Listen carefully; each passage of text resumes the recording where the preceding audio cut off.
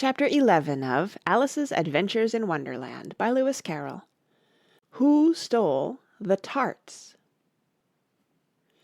The King and Queen of Hearts were seated on their throne when they arrived, with a great crowd assembled about them, all sorts of little birds and beasts, as well as the whole pack of cards. The knave was standing before them in chains, with a soldier on each side to guard him, and near the king was the White Rabbit, with a trumpet in one hand and a scroll of parchment in the other. In the very middle of the court was a table, with a large dish of tarts upon it. They looked so good that it made Alice quite hungry to look at them. "I wish they'd get the trial done," she thought, "and hand round the refreshments." But there seemed to be no chance of this, so she began looking at everything about her, to pass away the time. Alice had never been in a court of justice before, but she had read about them in books, and she was quite pleased to find that she knew the name of nearly everything there. "That's the judge," she said to herself, "because of his great wig." The judge, by the way, was the king, and as he wore his crown over the wig (look at the frontispiece if you want to see how he did it), he did not look at all comfortable, and it was certainly not becoming. "And that's the jury box," thought Alice, "and those 12 creatures—" She was obliged to say creatures, you see, because some of them were animals and some were birds. "I suppose they are the jurors." She said this last word 2 or 3 times over to herself, being rather proud of it, for she thought, and rightly too, that very few little girls of her age knew the meaning of it at all. However, jurymen would have done just as well. The 12 jurors were all writing very busily on slates. "What are they doing?" Alice whispered to the Gryphon. "They can't have anything to put down yet before the trial's begun." "They're putting down their names," the Gryphon whispered in reply, "for fear they should forget them before the end of the trial." "Stupid things," Alice began in a loud, indignant voice, but she stopped hastily, for the White Rabbit cried out, "Silence in the court!" and the king put on his spectacles and looked anxiously round to make out who was talking. Alice could see, as well as if she were looking over their shoulders, that all the jurors were writing down "stupid things" on their slates, and she could even make out that one of them didn't know how to spell stupid, and that he had to ask his neighbor to tell him. "A nice muddle their slates'll be in before the trial's over," thought Alice. One of the jurors had a pencil that squeaked. This, of course, Alice could not stand, and she went round the court and got behind him, and very soon found an opportunity of taking it away. She did it so quickly that the poor little juror—it was Bill, the lizard— could not make out at all what had become of it, so, after hunting all about for it, he was obliged to write with one finger for the rest of the day, and this was of very little use, as it left no mark on the slate. "Herald, read the accusation," said the king.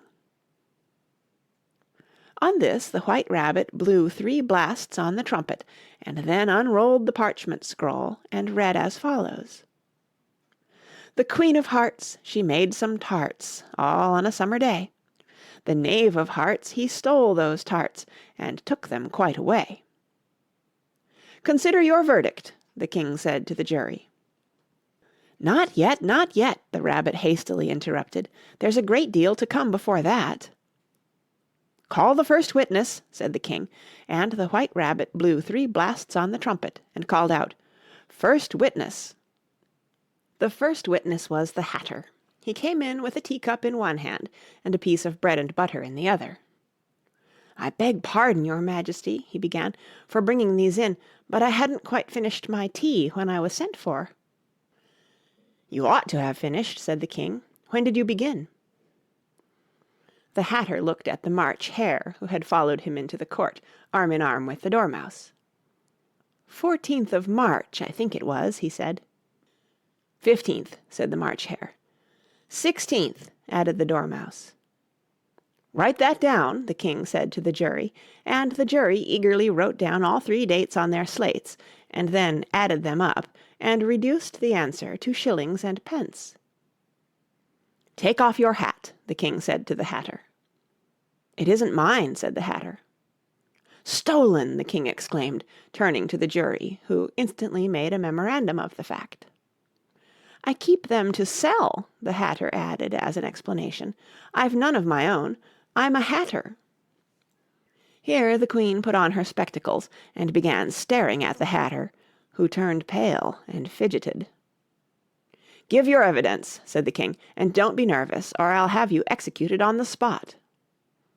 This did not seem to encourage the witness at all. He kept shifting from one foot to the other, looking uneasily at the Queen, and in his confusion he bit a large piece out of his teacup instead of the bread and butter.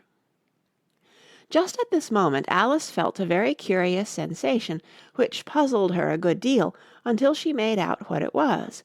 She was beginning to grow larger again, and she thought at first she would get up and leave the court, but on second thoughts she decided to remain where she was as long as there was room for her. "I wish you wouldn't squeeze so," said the Dormouse, who was sitting next to her. "I can hardly breathe." "I can't help it," said Alice very meekly. "I'm growing." "You've no right to grow here," said the Dormouse. "Don't talk nonsense," said Alice more boldly. "You know you're growing too." "Yes, but I grow at a reasonable pace," said the Dormouse, "not in that ridiculous fashion." And he got up very sulkily and crossed over to the other side of the court. All this time the Queen had never left off staring at the Hatter, and, just as the Dormouse crossed the court, she said to one of the officers of the court, "Bring me the list of the singers in the last concert," on which the wretched Hatter trembled so that he shook both his shoes off. "Give your evidence," the King repeated angrily, "or I'll have you executed, whether you're nervous or not." "I'm a poor man, your Majesty," the Hatter began in a trembling voice, "and I hadn't begun my tea, not above a week or so, and what with the bread and butter getting so thin, and the twinkling of the tea—" "The twinkling of the what?" said the King. "It began with the tea," the Hatter replied. "Of course twinkling begins with a T," said the King sharply. "Do you take me for a dunce? Go on." "I'm a poor man," the Hatter went on, "and most things twinkled after that, only the March Hare said—" "I didn't," the March Hare interrupted in a great hurry. "You did," said the Hatter. "I deny it," said the March Hare. "He denies it," said the King. "Leave out that part." "Well, at any rate, the Dormouse said—" the Hatter went on, looking anxiously round to see if he would deny it too, but the Dormouse denied nothing, being fast asleep. "After that," continued the Hatter, "I cut some more bread and butter." "But what did the Dormouse say?" one of the jury asked. "That I can't remember," said the Hatter. "You must remember," remarked the King, "or I'll have you executed." The miserable Hatter dropped his teacup and bread and butter, and went down on one knee. "I'm a poor man, your Majesty," he began. "You're a very poor speaker," said the King. Here one of the guinea pigs cheered, and was immediately suppressed by the officers of the court. As that is rather a hard word, I will just explain to you how it was done. They had a large canvas bag, which tied up at the mouth with strings. Into this they slipped the guinea pig, head first, and then sat upon it. "I'm glad I've seen that done," thought Alice. "I've so often read in the newspapers, at the end of trials, there was some attempts at applause, which was immediately suppressed by the officers of the court, and I never understood what it meant till now." "If that's all you know about it, you may stand down," continued the King. "I can't go no lower," said the Hatter. "I'm on the floor as it is." "Then you may sit down," the King replied. Here the other guinea pig cheered, and was suppressed. "Come, that finished the guinea pigs," thought Alice. "Now we shall get on better." "I'd rather finish my tea," said the Hatter, with an anxious look at the Queen, who was reading the list of singers. "You may go," said the King, and the Hatter hurriedly left the court, without even waiting to put his shoes on. "And just take his head off outside," the Queen added to one of the officers, but the Hatter was out of sight before the officer could get to the door. "Call the next witness," said the king. The next witness was the Duchess's cook. She carried the pepper box in her hand, and Alice guessed who it was, even before she got into the court, by the way the people near the door began sneezing all at once. "Give your evidence," said the king. "Shan't," said the cook. The king looked anxiously at the White Rabbit, who said in a low voice, "Your Majesty must cross-examine this witness." "Well, if I must, I must," the king said, with a melancholy air, and, after folding his arms and frowning at the cook till his eyes were nearly out of sight, he said in a deep voice, "What are tarts made of?" "Pepper, mostly," said the cook. "Treacle," said a sleepy voice behind her. "Collar that dormouse!" the queen shrieked out. "Behead that dormouse! Turn that dormouse out of court! Suppress him! Pinch him! Off with his whiskers!"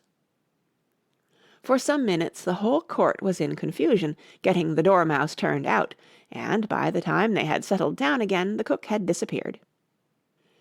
"Never mind," said the king, with an air of great relief. "Call the next witness."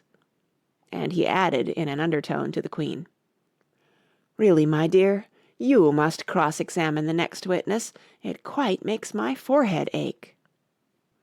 Alice watched the White Rabbit as he fumbled over the list, feeling very curious to see what the next witness would be like. "For they haven't got much evidence yet," she said to herself. Imagine her surprise when the White Rabbit read out at the top of his shrill little voice the name Alice. End of chapter 11.